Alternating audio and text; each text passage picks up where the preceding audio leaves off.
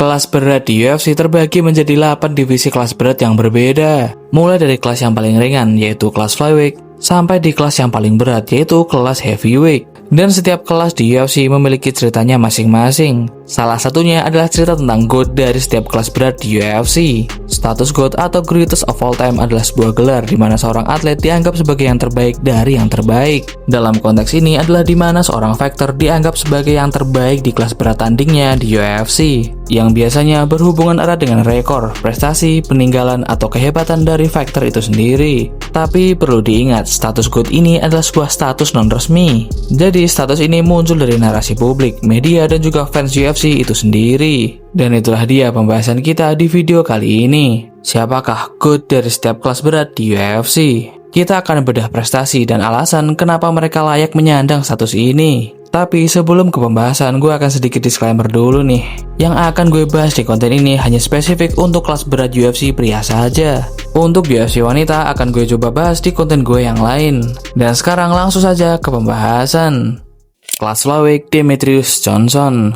Kelas flyweight adalah kelas di UFC yang memiliki ciri khas fighter yang bertubuh kecil, namun memiliki kecepatan dan technical skill yang sangat tinggi. Dan Demetrius Johnson adalah nama yang paling tepat untuk mendeskripsikannya. Di masa kejayaannya, Demetrius Johnson benar-benar tidak terbendung.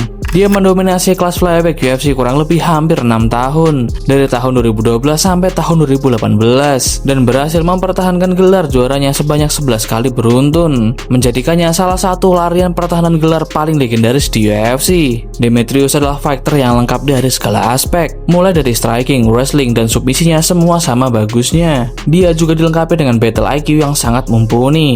Caranya mengatur tempo dan beradaptasi dengan fighting style dari lawannya bisa dikatakan berada di level yang berbeda. Tapi sayangnya dominasi dari Demetrius Johnson harus terputus di tahun 2018 ketika dia kalah dari Henry Cejudo di pertarungan kedua mereka. Setelahnya Demetrius Johnson bergabung dengan One Championship dan mengukir legasi barunya di sana. Jadi bisa gue katakan Demetrius Johnson adalah undisputed GOAT dari kelas ini, karena setelah kepergiannya pun belum ada lagi fighter yang benar-benar mendominasi kelas flyweight UFC. Kelas bantamweight Dominick Cruz. Dominick Cruz adalah wajah pertama dari kelas bantamweight UFC. Dia langsung menjadi juara di kelas ini setelah UFC mengakuisisi WEC di tahun 2010. Sebagai seorang fighter, Dominick Cruz memiliki gaya bertarung yang unik dan revolusioner kala itu.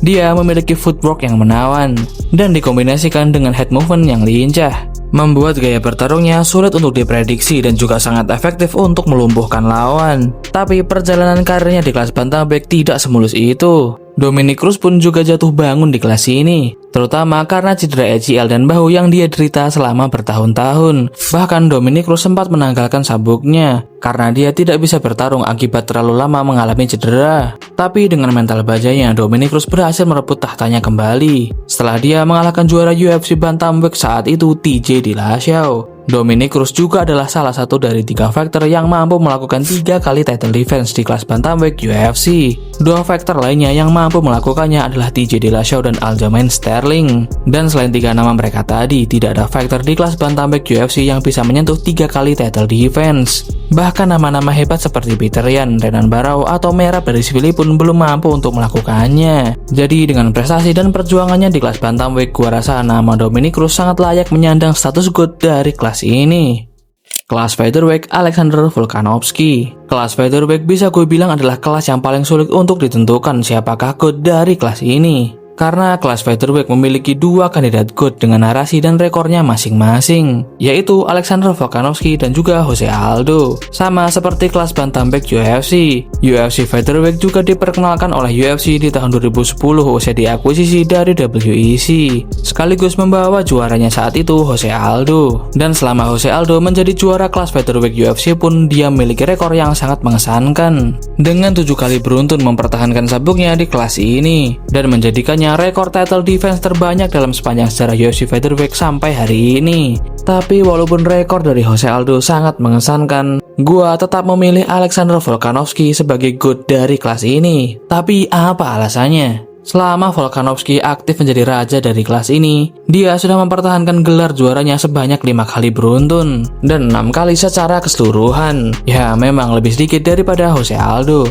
Tapi kalau kita coba bandingkan, lawan yang dihadapi Volkanovski di title defense-nya jauh lebih berbahaya dari lawan Jose Aldo.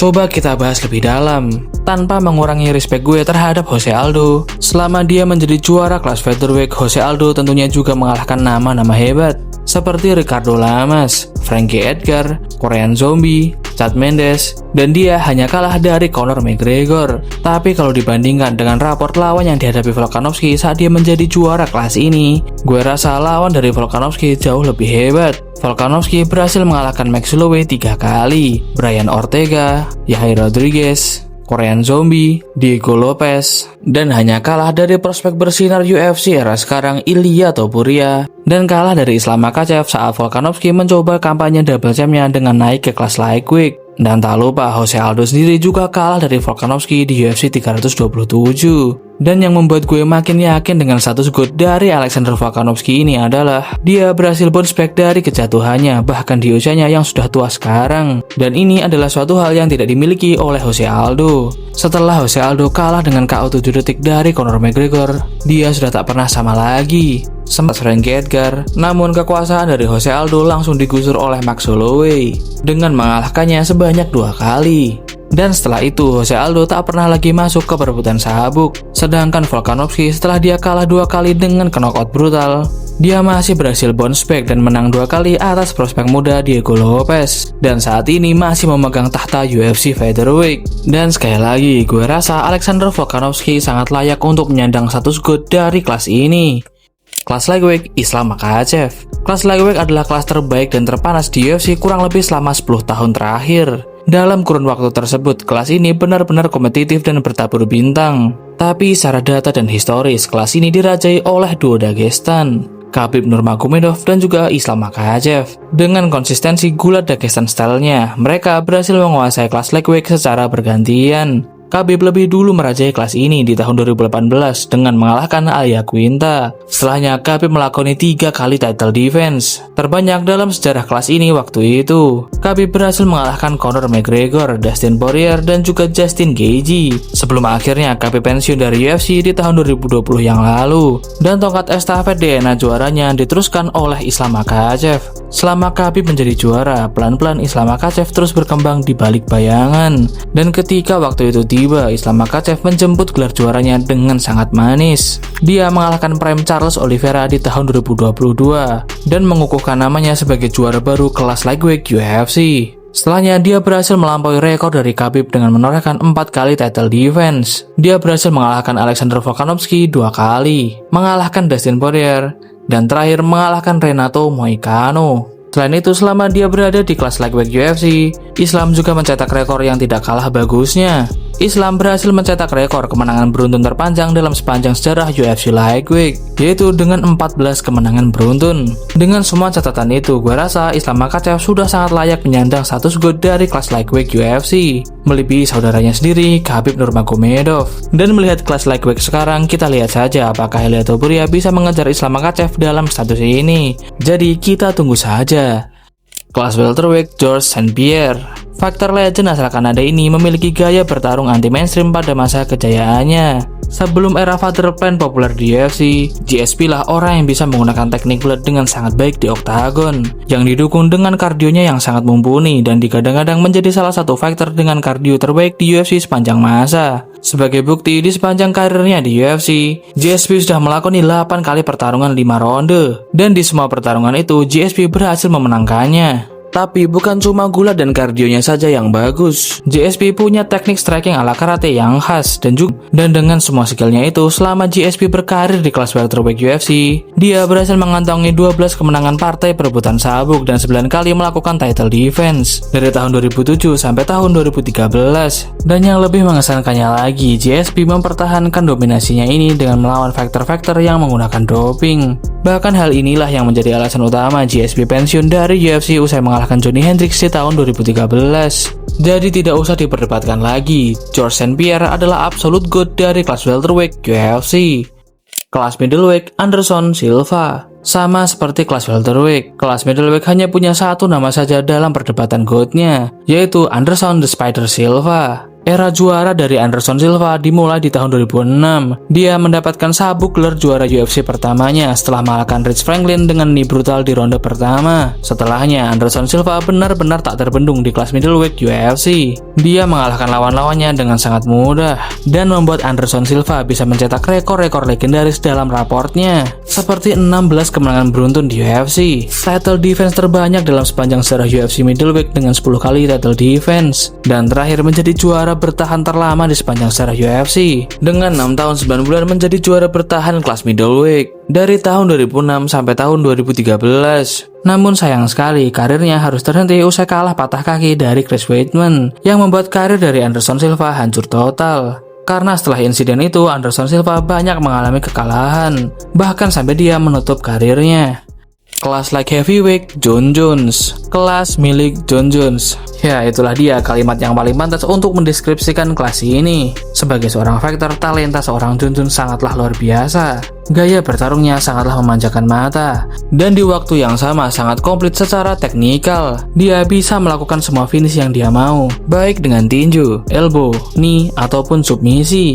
Jon Jones juga memegang rekor sebagai juara termuda di sepanjang sejarah UFC. Dia berhasil menjadi juara setelah mengalahkan Shogun Rua di umur 23 tahun 8 bulan di tahun 2011. Setelahnya, Jon Jones mengukir larian pertahanan gelar terbaik di sepanjang sejarah UFC dengan 13 kali pertahanan gelar light heavyweight dan 15 kali menang di partai perebutan sabuk di dua kelas yang berbeda. Dan ini adalah rekor yang akan sangat sulit disamakan atau bahkan dikejar oleh fighter manapun. Dan selama pertahanan gelarnya, Jon Jones mengalahkan nama-nama fighter yang tidak sembarangan, seperti Rampage Jackson, Rashad Evans, Lyoto Machida, Alexander Gustafsson, Glover Teixeira, Daniel Cormier, dan juga Dominic Reyes. Bahkan dengan skandal dopingnya pun, para analis dan bahkan banyak fighter sepakat bahwa Jon Jones adalah GOAT dari kelas light heavyweight UFC.